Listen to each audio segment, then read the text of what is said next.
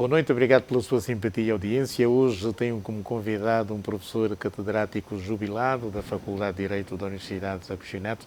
Deu a sua última aula no dia 27 de março de 2019. Meu convidado esta noite é o professor Fernando Oliveira. Os nossos agradecimentos por ter vindo hoje a TV Zimbo. Professor, o que é que faz hoje um professor catedrático jubilado?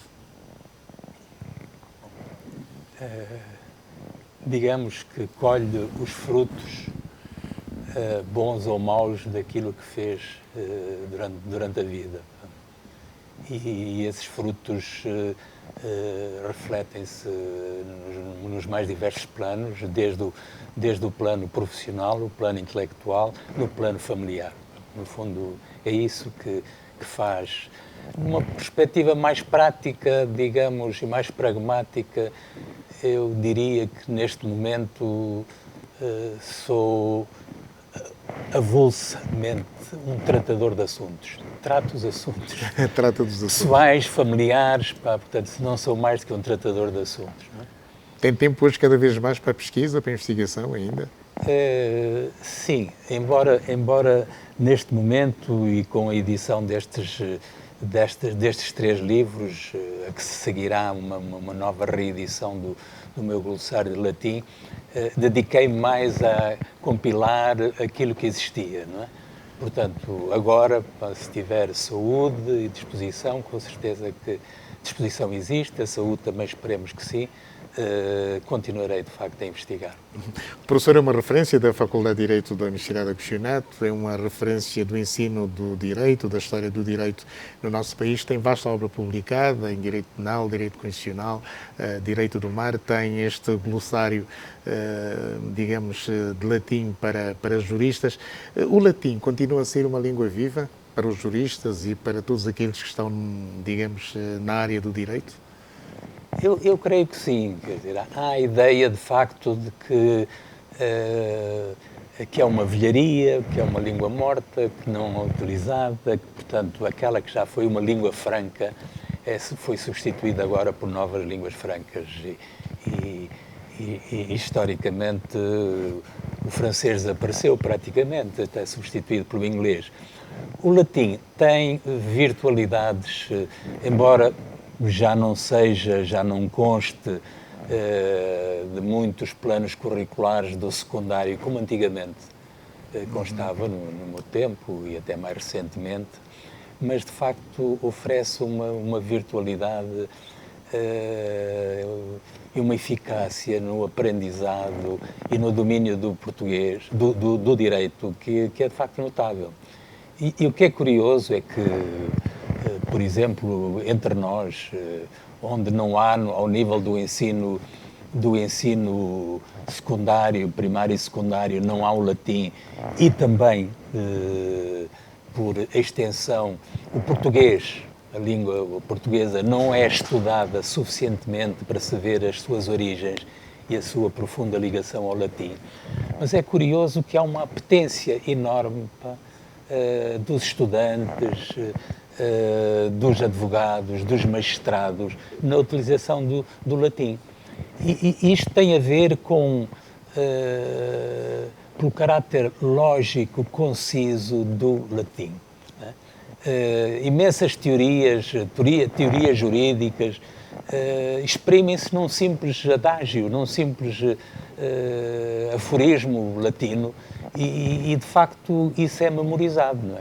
É rara uma sentença, mesmo entre nós, uma peça forense que não tenha uma latinada qualquer pelo caminho. Há pouco o senhor falava, digamos, das línguas universais, o francês, o inglês e a língua portuguesa, que é originária, portanto, do latim, mas hoje diz-se que o francês é a língua do amor, o inglês é a língua dos negócios. Onde é que nós podemos situar o latim? Porque muitas vezes, e erradamente, muitos juristas usam locuções latinas, empregam-nas mal. Eu gostaria de saber da parte do professor o que é que aconselha a essas pessoas que estão na área do direito para aprendizagem, digamos, do latim, por via do seu glossário até. Estão lá muitas expressões, algumas clássicas, outras vulgares, outras populares, enfim. O que é que aconselha aqueles que estão no ramo do direito quanto à utilização, à aprendizagem do latim? Bom, de facto, quer dizer, não ficaria bem para eu estar a aconselhar. Não, professor, já está na 12ª edição, não é? Sim, Significa isso é dizer que é muito importante, digamos, o latim. Isso é verdade. E até pela sua dimensão, como dizia um editor português, vendem-se, como dizem os franceses, como des petits pains. É algo que, de facto, sai muito. E não há nenhuma exclusividade. Há outros glossários, outros dicionários, mas este procura de facto ser conciso e sobretudo procura fazer uma ligação, digamos, ao direito propriamente dito.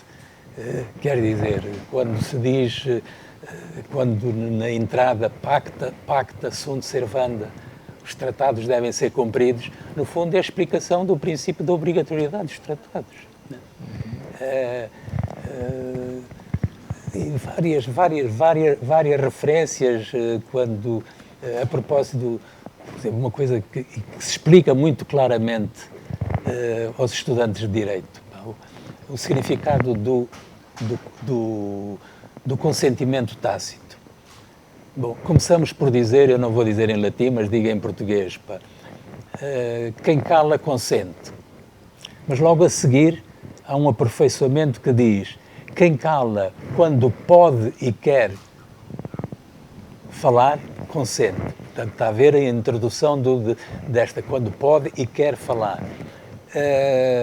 E, por fim, um outro aperfeiçoamento. Quem cala quando pode e quer falar, parece consentir. Parece consentir, ou seja, admite que haja uma prova em contrário. Quer dizer, nestes três brocardos, em latim, exprime-se toda uma teoria acerca da vontade, juridicamente acerca da vontade. É apenas um exemplo que mostra.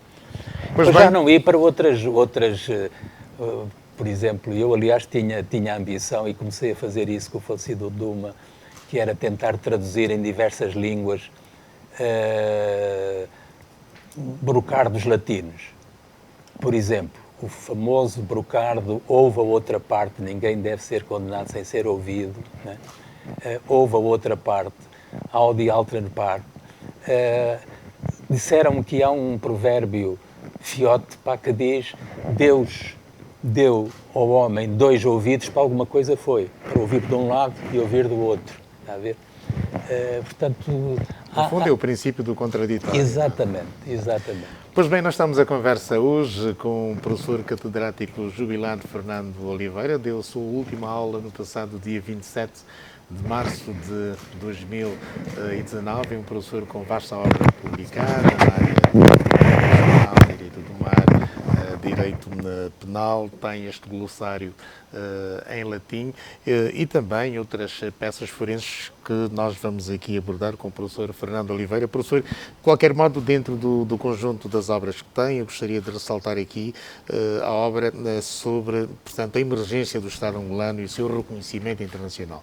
Nós estamos a celebrar agora 46 anos de Angola, digamos, na Organização das Nações Unidas, foi admitida a 1 de dezembro de 1976. Foi difícil naquela altura, no contexto de 1975, com, digamos, a Guerra Fria que dividia, digamos, a antiga União Soviética e os Estados Unidos, o reconhecimento do Estado angolano, primeiro na OAI e depois nas Nações Unidas? Sim, sem dúvida que foi, não só nesse contexto, nesse ecossistema, como agora se diz, internacional, mas pela circunstância, de facto, de tendo-se dado um passo no sentido de que a independência, a realização do princípio da autodeterminação não carecia de referendos, não carecia de plebiscitos, não carecia de eleições, como em alguns casos aconteceu. Por outro lado, não resultava de uma concessão magnânima da potência colonial que generosamente atribuía a independência à sua ex-colónia, mas sim um princípio novo que foi exatamente o surgimento das lutas de libertação nacional e com o surgimento daquilo que se começou a considerar um novo sujeito de direito internacional, o Movimento de Libertação Nacional. Ora bem, o problema, de facto, entre nós complica-se porque, de facto, havia 3 movimentos e a potência colonial reconhecia esses 3 movimentos, não é? E é assim que na transição, no governo de transição, procurou juntar esses três movimentos. Bom, e todos nós sabemos qual foi o resultado. Na verdade, pelo caminho, os 3 ficaram reduzidos praticamente a 2, que culminou com proclamações de independência por parte do MPLA e da UNITA, embora a FNLA também se tenha associado, mas depois, ao nível da constituição dos governos, tudo isso se desfez rapidamente. E pronto, e a partir daí começou, de facto, aquilo que foi considerado a Batalha do Reconhecimento. Tivemos manifestações claras. Bom, como se sabe, a potência colonial não reconheceu. Abandonou o país, entregou a soberania ao povo angolano, é essa a fórmula utilizada na passagem do poder, entregou a soberania ao povo angolano e meteu-se nas caravelas e regressou a Portugal. Só em fevereiro do seguinte é que Portugal, o 88º lugar, veio a reconhecer. Também toda a gente sabe que o primeiro país a reconhecer Angola, a República Popular de Angola, foi o Brasil. Foi o Brasil formalmente. De resto, assim como outros países, fizeram-se representar na cerimónia da proclamação da independência, o que, enfim, no contexto da época, era considerado uma forma de reconhecimento tácito, não é?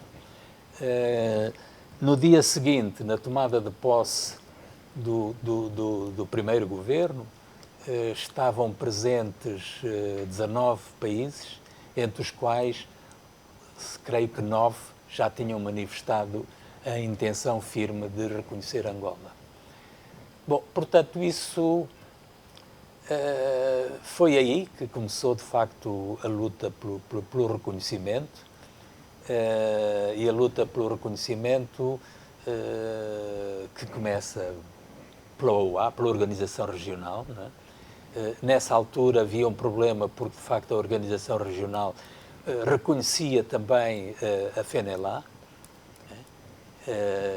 e mostrava-se aberta também ao reconhecimento da UNITA e, no fundo, as votações eram praticamente equivalentes, não é?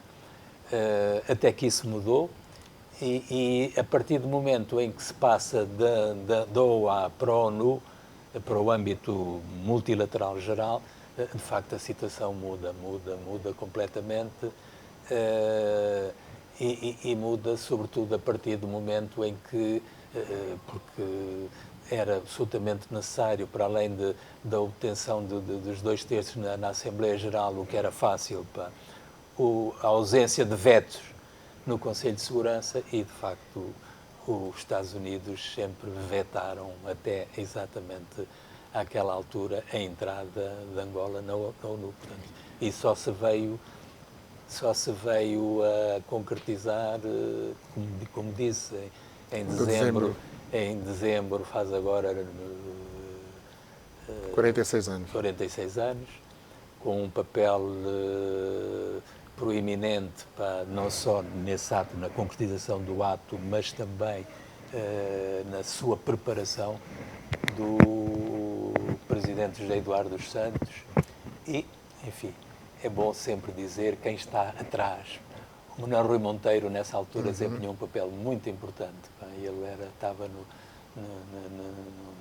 na informação do partido ou qualquer coisa assim, e desempenhou um papel muito importante nessa batalha. Já era diretor do DIP.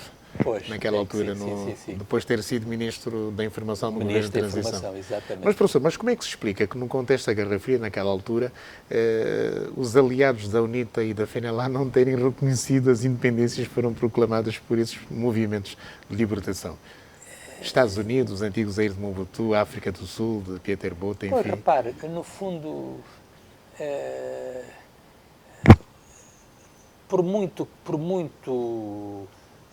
digamos, por muito que pesem os fatores ideológicos, os fatores políticos e ideológicos, no que respeita à questão do reconhecimento, há um princípio, aliás, como em todo o direito internacional, há um princípio da efetividade.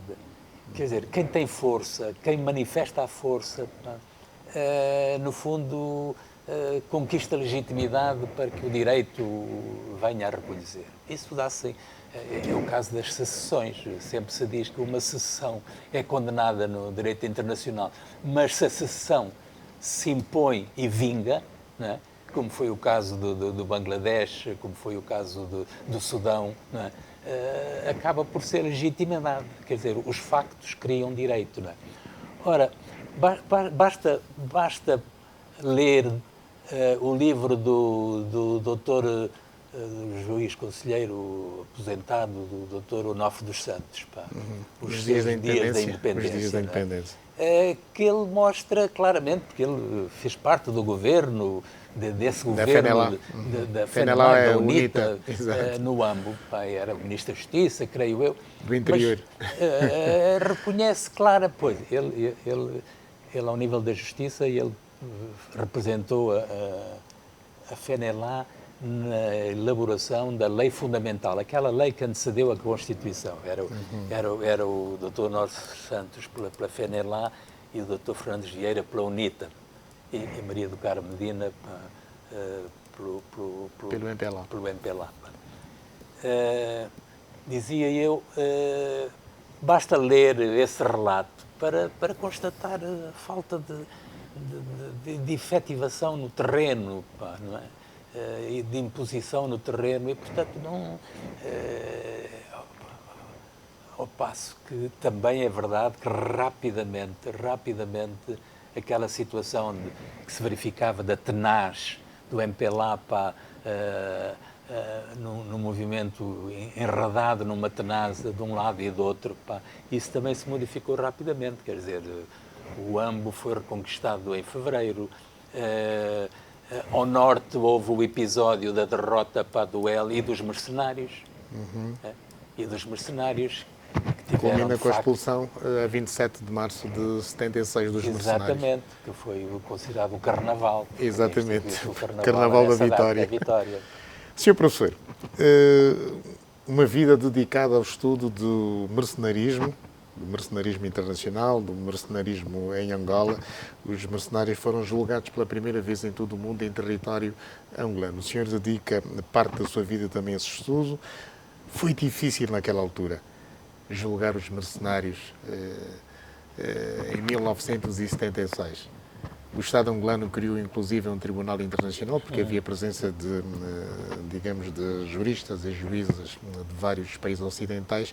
Como é que foi naquela altura, naquele contexto, o julgamento dos mercenários? Olha, disse bem que foi o primeiro julgamento que se realizou, um julgamento com esse nome, por um tribunal de mercenários na história. Pelo menos mercenários na versão moderna, não é? Porque mercenários que eram pagos a soldo, isso sempre existiu.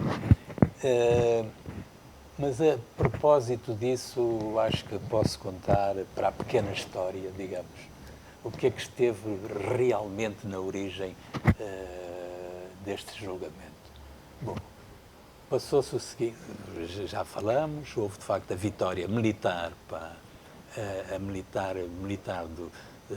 sobre os mercenários, sobre a ELP e o aprisionamento dessa gente, a começar pelo seu comandante, o famoso Callan. Foram comandos angolanos, alguns ainda andam por aí, pelo menos conheço um que anda por aí, E então, alguns deles, incluindo o Callan, Callan, Grilo, Mackenzie. sim, exatamente, estavam aí prisioneiros no hospital militar, numa situação que se hesitava naquela época, não é? O que é que se faz a esta gente? Vamos executá-los, vamos levá-los ao paredão imediatamente, ou o que é que fazemos a esta gente? Então, há um jornalista cubano, Raúl Valdés Vivó, que depois escreveu um livro muito interessante. O Raúl Valdés Vivó teve a ideia, ele acompanhou sempre esta missão, e era muito próximo da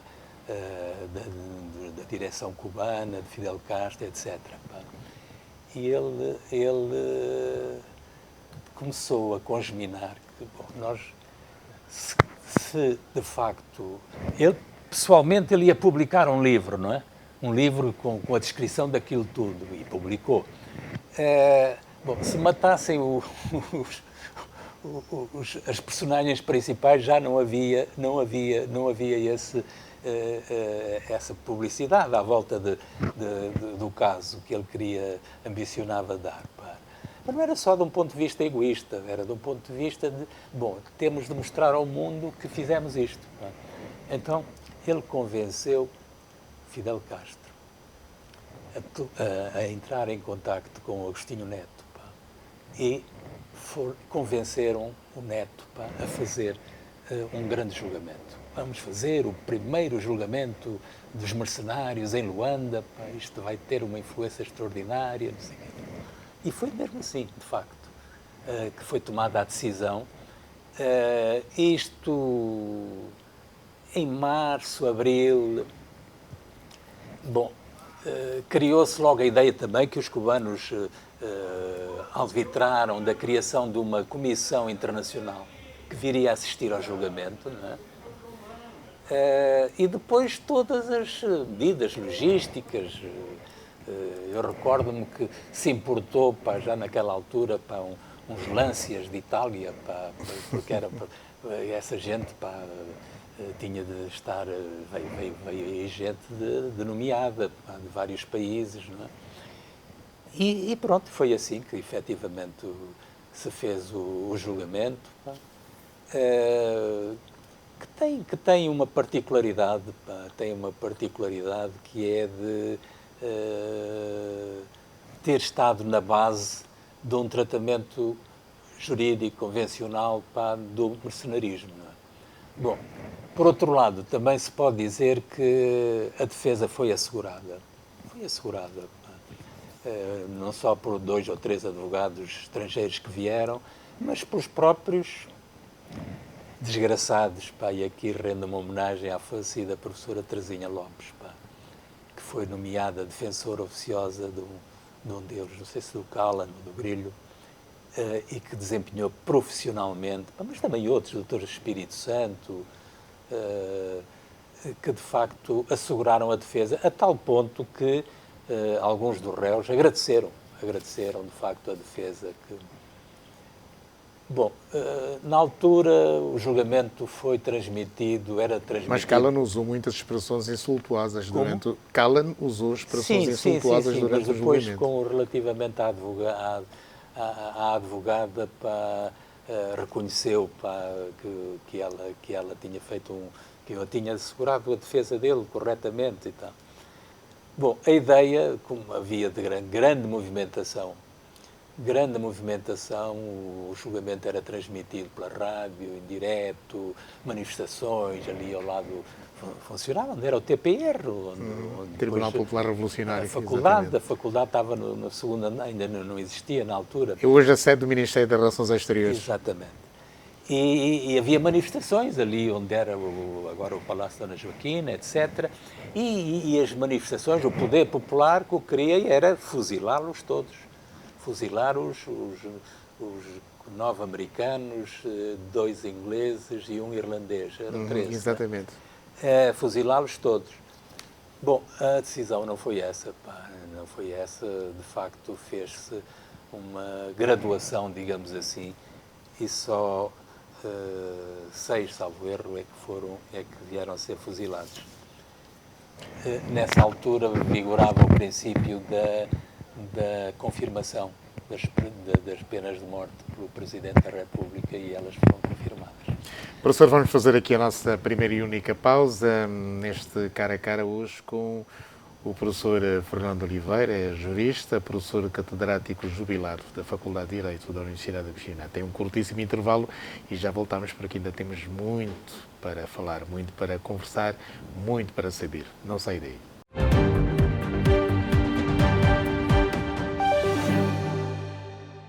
Reiteramos aqui os nossos melhores cumprimentos. Estamos a conversa com o jurista Fernando Oliveira. Professor, vamos prosseguir esta nossa conversa, que julgo está a corresponder à expectativa dos ilustres telespectadores. Há um caso que o professor refere numa das suas obras que está ligado ao chamado caso de Unduma. Dunduma foi diretor do Jornal de Angola, um dos ideólogos do MPLA, esteve na luta de libertação nacional, grande escritor de referência, foi também um dos membros da Casa dos Estudantes do Império em Portugal antes da independência nacional e depois esteve alegadamente envolvido num caso contra a figura do Presidente da República, que muitos denominam de a peça, portanto uma oferta que foi feita, acho eu, ao antigo Presidente da República. Isso custou a prisão de Costa Andrade Dunduma e o senhor foi um dos defensores, tendo inclusive feito chegar uma carta ao Presidente da República, José Eduardo dos Santos. Quero contar essa história, porque a minha geração pouco sabe sobre este chamado caso de Dunduma. Afinal, o que é que aconteceu? É uma história, de facto, a um tempo dramática e complexa. Passou-se em 1982 e na sua origem esteve um aniversário, como toda a gente se deve recordar, a 28 de agosto, do Presidente José Eduardo dos Santos. Então, um grupo de militantes, de quadros da sede do partido, entendeu, a exemplo do que já tinha feito, salvo erro, com o Lúcio Lara, fazer uma pequena comemoração. E essa comemoração, o que é que significava? O que consistia em quê? Consistia em representar uma pequena peça alusiva ao Presidente José Eduardo e ao seu papel, e ao mesmo tempo oferecer-lhe um quadro, a título pessoal, um quadro exatamente nesse dia. Daí a ideia de se referir o caso do quadro e da peça. Ora bem, o que é que aconteceu? Aconteceu que isto foi em agosto. Agosto de 82, José Eduardo dos Santos estava praticamente há 3 anos no poder. Há 3 anos. Eleito a 21 de setembro de 79. Bom, e o quadro, a peça não tinha assim absolutamente nada de especial. Deixa-me só corrigir, professor, para ser rigoroso, eleito pelo Comitê Central do MPLA para o cargo de Presidente do Partido e Presidente da República. Com certeza. A peça não tinha nada de especial, não retiraram daí muita matéria acusatória relativamente aos seus autores. De qualquer maneira, parte da peça foi feita também, naturalmente, pelo Dunduma.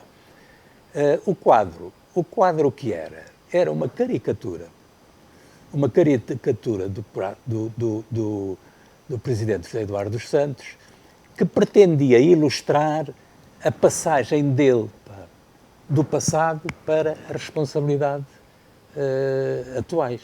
Então, o que é que mostrava? Passado ligado à cultura, à música, ao futebol? No passado, vestido de facto desportivo, a tocar e outros elementos figurativos assim desse género, e depois pose formal, de fatos, com os problemas em legendas, todos os problemas do país, isto, aquilo e aquilo outro.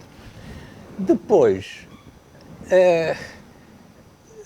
e esse foi um dos elementos a que agarraram, numa das mãos estavam duas raparigas, pá, duas mulheres, a querer agarrá-lo e ele a fugir delas. Pá. Portanto, o passado, no fundo, a ideia era esta, pá, o passado de desporto, de música, de mulheres, pá, futuro presidente. Não foi entendido assim pelo presidente José Eduardo dos Santos e pela direção do partido até lá? Não se sabe. Sabe-se que foi assim entendido como uma ofensa, como uma acusação. Não sabe se do presidente José Eduardo dos Santos ou não. Não sabe. O que se sabe é que foi entendido assim. E o senhor escreveu a José Eduardo dos Santos? Isso já numa fase final, e já lhe vou dizer porquê. Pá. Eu fiz a defesa, mas é preciso dizer que, de uma forma perfeitamente incrível, implacável, tratando-se de quem se tratava, pá, o Dunduma foi preso, foi convocado à sede do partido nas vésperas de Natal, em 23 de dezembro de 1982, foi ouvido pela primeira vez aí e foi preso. Saiu na sede do partido. Foi preso e pronto, e acabou por ficar preso durante um ano e um mês. Pá. Depois numa cadeia de alta segurança, que era a cadeia da segurança na Estrada de Catete. Estrada de Catete, exato. Então montaram-lhe de facto, isto foi uma cabala, montaram de facto isto, e não foi só ele. Ao mesmo tempo, prenderam o Raul Araújo, o professor Raul Araújo, o Rui Galhanas, que tinha feito o quadro, o Vantagem... Mas estava envolvida também uma outra figura, a própria mulher de Lúcio Lara, Ruth Lara. Mas essa não foi presa. Pá. Mas a verdade é que, na sequência deste processo, pá, os quadros do partido, pá, sofreram, de facto, uma limpeza geral. Pá. Uma limpeza geral. Foi a secretária do Lúcio Lara, a Cita, a esposa do Juju, foi a Ruth Lara, foi o Neno Pizarro, o Raul Araújo, pá, o Guerreiro, pá, uma série de quadros. Guerreiro. Bom, mas isto, professor, está publicado aqui neste livro sobre o direito e afins. Portanto, está aqui na página 73, caso de Dunduma, exposição ao Presidente da República. Bom, primeiro houve, de facto, a contestação. Eu, portanto, fui constituído advogado dele, pá, e fiz a contestação. O processo, ele continuava preso, não havia desenvolvimento nenhum, e eu entendi que devia escrever diretamente ao Presidente e, embora diplomaticamente, dizer-lhe: o que estão a fazer é, de facto, uma tremenda injustiça, e estão a fazer isso porque o senhor quer, ou porque as pessoas julgam que o senhor quer. E eu tenho razões para pensar que, de facto, essa carta em que, digamos, eu quase que cheguei ao limite. ao limite. Mas o que é facto, professor, é que depois Costa Andrade, depois de ter cumprido... Ele foi libertado passado. Exatamente, mas depois voltou à vida normal, dedicou-se mais inclusivamente à vida partidária e também à vida literária. Não, como se nada tivesse acontecido. Nem tanto. Pá. Nem tanto. Ele, a vida partidária dele era a biografia do neto, e era nisso que ele trabalha. Ele não teve mais nenhum cargo no partido. Não teve mais nenhum cargo no partido, nem só muito tempo depois. Pá. Aliás, eu, na altura, quando publiquei Defesas Penais, queria publicar este livro, este texto, e ele pediu-me para eu não publicar. Não, é muito cedo, não publiques e tal. Pronto, agora acho que... Agora está isto aqui, teve uma repercussão muito grande, repara. Teve impacto. Veja, por exemplo, as testemunhas indicadas. Eu tive correspondência com o Basil Davidson, com o Aquino de Bragança. Fotógrafo da Agostinho Neto. Fotógrafo e também biógrafo. Sim. Professor, sei que se emociona com este caso de Dunduma. De qualquer modo, são muitos outros temas que eu gostaria de abordar. Por exemplo, o caso Não Lila. Estamos aqui a falar de um período da história do passado colonial, da Alemanha no território do sudoeste africano. Em 1955 estávamos em plena Primeira Guerra Mundial quando surgiu este caso. 1915. E o professor fez referência a isso, mas é, digamos, um processo muito esquecido na história do domínio colonial europeu em território africano. Sim, sim, de facto, os holofotes vão para os teatros de guerra na Europa e não aqui, e não aqui em África. Mas para o que é que o professor designa de desastre de Naulila? Não, a historiografia portuguesa é que lhe dá essa designação, porque, no fundo o que é que se passou? Pá? E eu trato disto a propósito exatamente da questão das represálias. Pá. Agora, que é um tema sempre atual. E recordo, só para ver como é que as coisas são, pá, eu quando fui para a França para estudar, retomar os meus estudos, pá, fui contactar com um eminente juiz internacionalista, pá, da Sorbonne, o professor Paul Raté, e eu disse-lhe que era de Angola, e sabe o que é que ele disse? Angola, Naulila. Eu fiquei assim a olhar para ele, pá, mas o que é aquela recôndita povoação do Cuneno, pá, está a interessar este homem? E depois, de facto, claro, depois vi, pá, e lembrei-me, eu já tinha lido qualquer coisa. Em todos os manuais de direito internacional, quando se fala nas represálias, no uso da força e na represália, cita-se o caso de Naulila. O caso de Naulila é muito simples, quer dizer, portanto, nesse contexto da ocupação da Namíbia, da atual Namíbia, sudoeste africano, pelas tropas sob mandato alemãs, pá, houve um incidente em Naulila entre 5 alemães, 4 militares e um funcionário, pá, e o posto e a tropa portuguesa. Pá. E acho que parece que por um desentendimento de tradução, pá, foram mortos esses 5 alemães. Em reação, e aqui é que surge a questão da represália,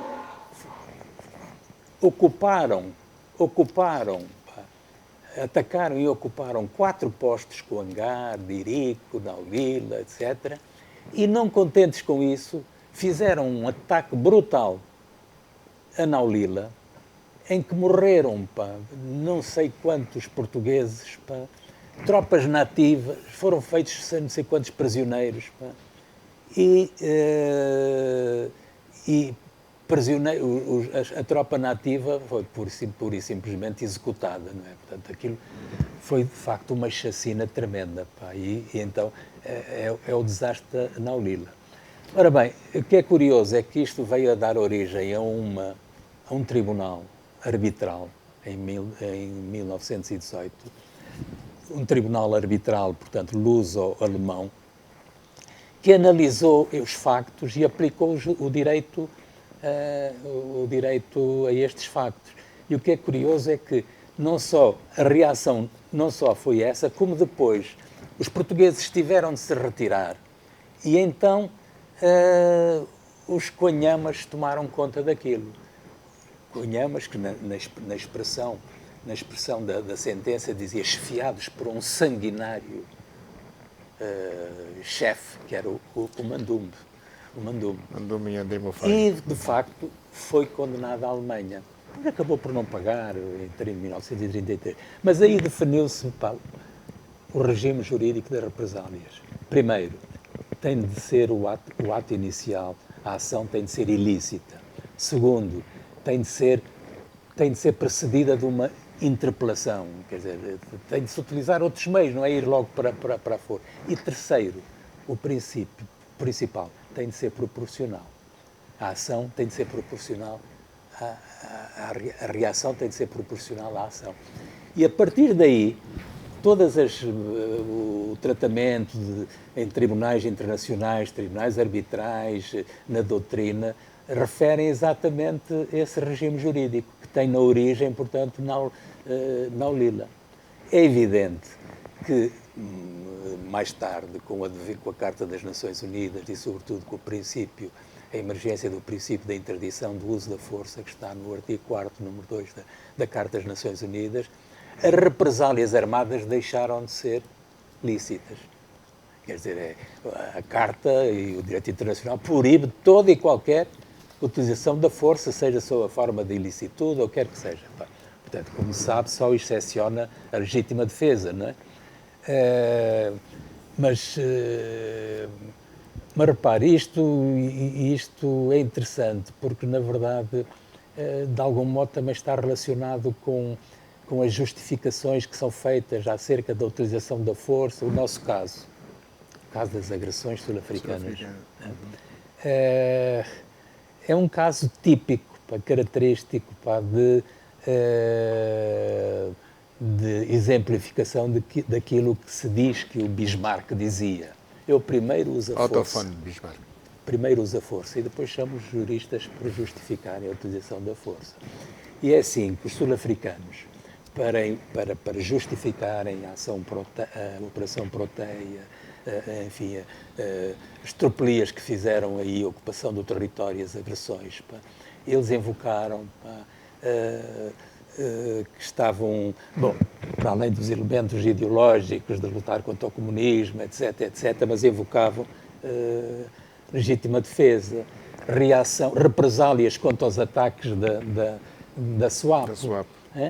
E até uma coisa inaudita, característica, que era, invocavam o direito de perseguição, a perseguição a quente, hot pursuit, ou seja, eles julgavam-se no direito de perseguir os guerrilheiros da SWAPO que atuavam na Namíbia e que depois penetravam no território angolano. Bom, esqueciam-se que esse hot pursuit é uma figura do direito internacional mais antigo, só existe no mar. No mar, de qualquer modo, professor, surge aí a diplomacia engajada do Estado angolano para a resolução não da independência da dizer... Namíbia por via desta resolução 435/78 do Conselho de Segurança. Exatamente, que é... Eu abordei muitas vezes essa famosa resolução 435, o linkage, etc. E depois as condenações que houve das agressões sul-africanas. De facto, há inúmeras resoluções das Nações Unidas, do Conselho de Segurança, perdão, das Nações Unidas, da Assembleia Geral do Conselho de Segurança, a condenar a África do Sul, mas tudo ao abrigo do capítulo 6 da Carta, nenhuma ao abrigo do capítulo 7 da Carta, quer dizer, sanções obrigatórias, vinculativas. Em relação a Angola, isso só aconteceu pela primeira vez contra a UNITA. Foi a primeira vez que um movimento, um não-Estado, foi objeto de sanções, até porque os Estados nunca o foram, porque existe o direito de veto, de um lado ou do outro. Não é? Nesta altura estava, digamos, numa ação em nome dos Estados Unidos, César Crocker, o senhor dedica aqui um espaço a César Crocker. Sim. E recordo, a propósito disso, o falecido, saudoso ministro Paulo Jorge. Eu assisti a isso, quer dizer, uma vez veio cá, estavam em diálogo, portanto, os Estados Unidos não reconheciam Angola. Exato. E o Paulo Jorge interpelava o Chester Crocker. O senhor está a falar com quem? Está aqui nesta mesa, está a falar com quem? Eu sou quem? Ele começou a titubear, mas eu sou um Zé Ninguém ou sou o ministro do Estado? Está a falar com quem? Então, como é que dizia Paulo Jorge a Chester Crocker? Chester Crocker, ria-se, mas enfim, cafado, não é? Aliás, depois o Chester Crocker, num livro qualquer, já disse que o negociador mais duro que apanhou na sua vida que foi o Paulo Jorge. Ele, efetivamente... De feliz memória. Bom, os Estados Unidos da América viriam a reconhecer a independência e a soberania do Estado. Mas deixe-me dizer um aspecto que é ignorado. As consequências, não houve sanções, mas houve condenações e houve inclusivamente um apuramento, uma averiguação e um apuramento dos danos causados pela África do Sul a Angola. E por um órgão das Nações Unidas. E foram computados, naquela altura, em 37 bilhões de dólares. 37 bilhões de dólares. Bom, pronto, vim a saber mais tarde que, a princípio, ainda muito delicadamente, que se encarou a hipótese de se pôr isso, mas enfim, depois veio o Mandela e... Mas lembram desta grande conferência que teve lugar no Zimbábue? Angola esteve presente por via de Lopo do Nascimento e este assunto foi discutido. Mas nunca se avançou. Pois não, nunca se avançou, claro. Professor, reforma das Nações Unidas. Mais uma vez está aí uma comissão criada por António Guterres, o atual secretário-geral desta que é a maior tribuna política mundial, mas já tivemos uma comissão criada por Kofi Annan que não resultou. Acredita que será desta que vamos ter, de facto, uma reforma nesta grande tribuna da política internacional? Olha, para se ajustar aos tempos atuais? Sinceramente, eu dava aí uma resposta, como se diz, gramsciana, do Gramsci. Ou seja, sou otimista na vontade, mas pessimista na razão. Pá. Eu creio que quer numa estrutura anterior de um mundo bipolar ou tripolar, pá, quer numa estrutura unipolar, mas que pode... Repara, estamos numa situação que pode conduzir, e já há vozes nesse sentido, para expulsar-se um país, ou aquele outro, como se expulsou não se expulsou a África do Sul, impedia-se era a sua participação através de um mecanismo processual. Mas é de facto muito difícil, pá. É muito difícil, precisamente porque eles têm... Todos e cada um deles, pá, têm a chave do tesouro. Eu costumava dizer aos meus alunos, pá, até para mudar uma vírgula, pá, e às vezes as vírgulas têm importância, não é? Sim. Até para mudar uma vírgula é preciso a não oposição de um membro permanente do Conselho de Segurança. E eles estão lá, nomeados. E temos este grande conflito na Ucrânia. É verdade. Com um ator que é membro do Conselho de Segurança das Nações Unidas, a Rússia. Como é que se vai sair desta? Pois, como é que se vai sair desta? Eu creio que não há que não se pode, de facto, passar, e creio que ninguém quer, pá, passar para o patamar nuclear, pá, da hecatombe, pá.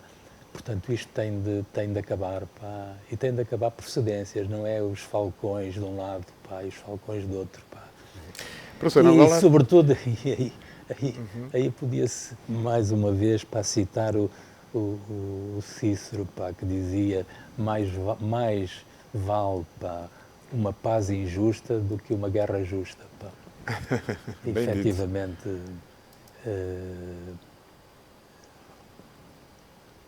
Agora que estamos perante violações do direito internacional perfeitamente claras, pá, quer dizer, se se vai ver os textos clássicos do direito internacional, nomeadamente a célebre definição de agressão de 1974, pá, que depois é classificada como um crime contra a paz, pá, e está tipificada nesse sentido, quer dizer, a definição encaixa perfeitamente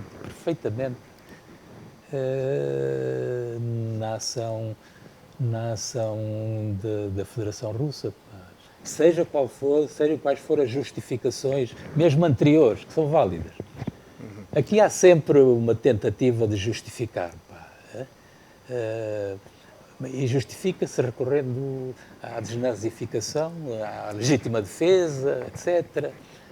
Mas nós não podemos deixar de considerar que, se na verdade os Estados se colocam no registro da justificação, tá? No registro da exceção, de algum modo estão a confirmar a regra de que não podem utilizar a força, pá, ilicitamente, sem ser autorizadamente. E aí o Rochefoucauld tem razão, pá, dizia que a hipocrisia é a virtude, é a homenagem que a virtude presta ao vício. Pá. É verdade. Professor, duas últimas questões. Angola é um país, digamos, à escala global, que tem estado a procurar resolver vários conflitos por via da sua diplomacia. Falo aqui da resolução de conflitos no leste da República Democrática do Congo. Como é que vê o papel de Angola como sujeito do direito internacional, com o mandato da União Africana para a resolução deste conflito, e não só, porque temos também um papel a desempenhar na República Centro-Africana? Olha, eu vejo isso com grande satisfação, e regozijo. E não tenho memória. Bom, várias vezes houve exercícios de mediações, de mediação, de bons ofícios, de representantes especiais do Secretário-Geral das Nações Unidas, da União Africana, mas não tenho presente nenhum caso em que esse papel seja assumido por um chefe de Estado africano, como está a ser assumido pelo Presidente João Lourenço, aparentemente com bons resultados. A última aula foi mesmo a 27 de março de 2019? Ou vamos voltar a tê-lo numa sala de aula de uma universidade? Não foi, olha, este ano convenceram-me, e eu tive um enorme gosto nisso, a dar a primeira aula às duas turmas do Direito Internacional. Dei este ano, no início do ano letivo, dei a primeira aula. E provavelmente, talvez, portanto, ao nível da pós-graduação, dos mestrados, talvez possa de facto vir porque tenho saudades. Professor Fernando Oliveira, foi um prazer tê-lo aqui no Cara a Cara. Muito obrigado. E já agora deixo-me que lhe recorde e agradeça, porque foi o Amílcar Xavier que aqui há muitos anos me entrevistou na Rádio Nacional e que eu tive a oportunidade de, pela primeira vez, narrar o 11 de novembro, o meu testemunho pessoal para o 11 de novembro. Muito obrigado. É verdade. Foi no dia 6 de novembro de 2001. Exatamente. Muito obrigado. Foi a conversa com o professor catedrático jubilado Fernando Oliveira. Jubilou na Faculdade de Direito da Universidade de Aguxinete, onde deu a última aula no dia 27 de março de 2019. Aniversário. Estamos bem recordados da expulsão dos racistas sul-africanos do território soberano de Angola. Obrigado pela sua simpatia e audiência. Voltaremos na próxima semana.